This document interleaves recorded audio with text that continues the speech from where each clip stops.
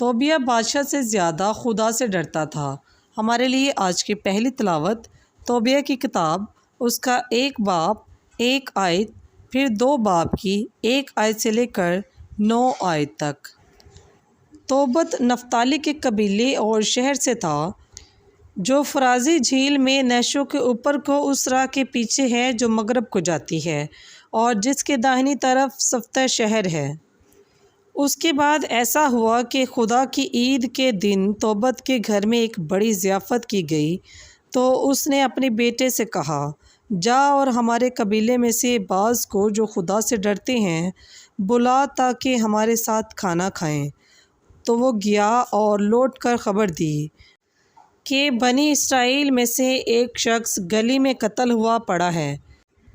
جب توبت نے یہ سنا تو جلدی کر کے اپنی جگہ سے اٹھا اور کھانا چھوڑا اور بھوکا ہی لاش کے پاس پہنچا۔ تب وہ اسے اٹھا کر چپکے سے اپنے گھر میں لے گیا تاکہ جب سورج ڈوب جائے تو خبرداری سے اسے دفن کر دے۔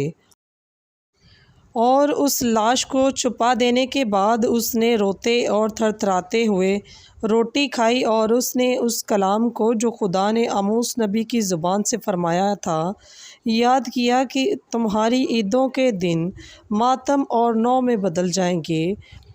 اور جب سورج ڈوبا تو وہ گیا اور اسے دفن کیا۔